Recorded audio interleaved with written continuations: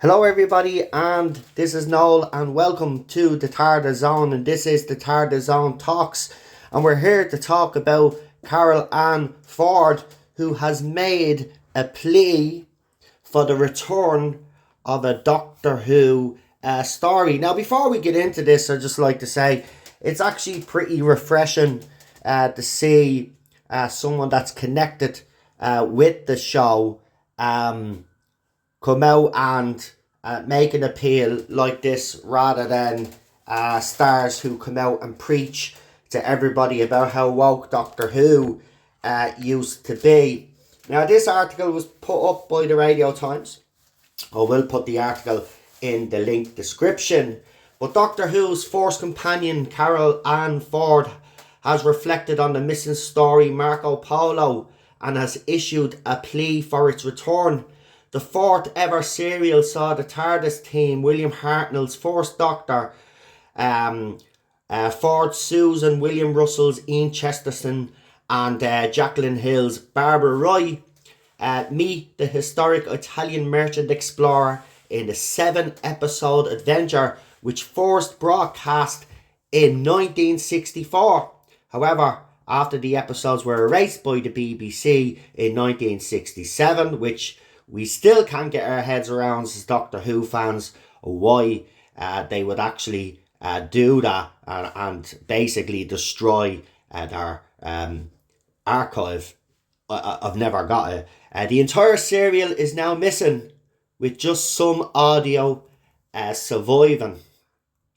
So, speaking exclusively to Radio Times as part of an in-depth interview about her time on Doctor Who, Ford said she was mortified by the idea that the story can't be watched by Doctor Who or by fans, adding Marco Polo, such a beautiful one, so beautiful, such a loss. Hopefully it's not lost forever. While nothing has been proven, some fans believe the story exists in private collections, with Ford issuing a plea if that's the case and saying, please, if there's somebody out there who's got Marco Polo, return it because we're suffering. Please let us have it back just for a while so we can see it again. What that loveliness was. Why am I getting all tongue tied there? I don't know. A total of 97 of the 253 episodes from the show's first 6 years are currently missing, leaving 26 stories incomplete. Because the BBC erased or reused tapes in the 1960s and 70s to save shortage space and costs before archiving policies were in place. That is the biggest mistake that BBC have ever made in relation to not just Doctor Who, but all of the other stuff that they did back in the day.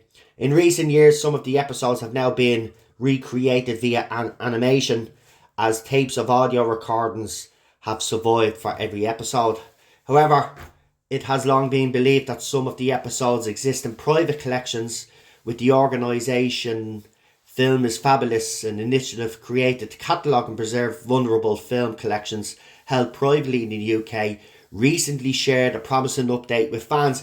Now, if you remember, we actually spoke about that, and they said that they had come across a whole archive of old film. Now, they were saying there was a possibility of some Doctor Who missing episodes within that, but they'd have to catalogue the whole collection and all of that. Check out the video. Loads of people have actually done stuff on it. During the interview, Ford also reflected on her earliest days on BBC Sci-Fi, including her first impressions of the iconic actor Hartnell.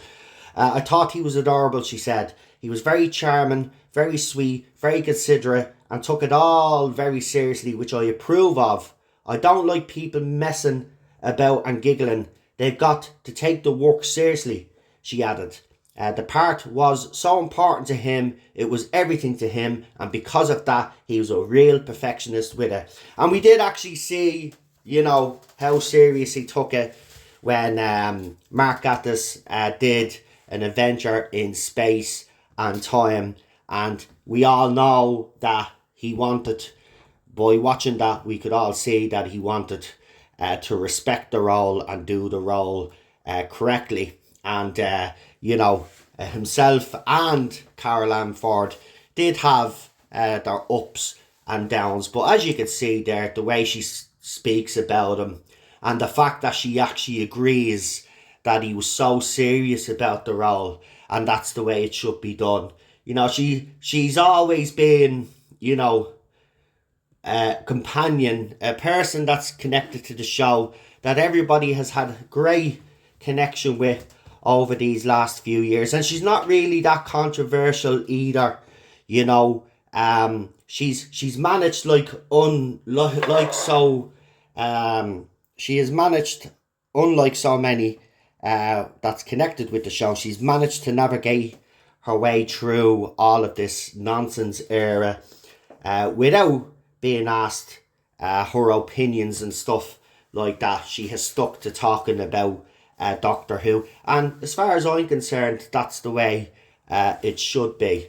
And I would echo and I would repeat what Carol Ann Ford said. If there is any private collector out there that does have Doctor Who missing episodes, look, we get it, they're valuable, but if there is a way that you could allow the BBC to do something with them so we could see those stories come to life, we would be absolutely grateful as Doctor Who fans. So if there are private collections out there or private collectors out there that do know they have this stuff, please get in touch with the guys that we mentioned there a while ago that are trying to film is fabulous, who are trying to find these missing episodes. Get in touch with them. Now, as you do know, there has been another side of the fandom that have been very aggressive towards film is fabulous, and indeed people that might have some missing episodes of Doctor Who. We reported on that nonsense as well from Ian Levine and others out there who seem to be, sabotaging the fact or sabotaging the chance of us getting any of these episodes, because Ian has found AI and he thinks AI is better than actually trying to get these episodes back. So he's done a complete 180 on what he used to believe, which is absolutely disgusting in my opinion. But that's Ian for you, and let's be honest, his reputation over the last few years in particular have completely gone down in people's estimation, the way he has acted. Anyway guys, let me know what you think about all of this. Do you think they will ever find any of these Doctor Who missing episodes or stories? Let me know in the comment section, and don't forget to like, share and subscribe. And as I said, the article's in the link description if you want to go and read it yourself and do a little bit more digging. And I will talk to you guys very soon, and I'll talk to you for the next one. Bye bye.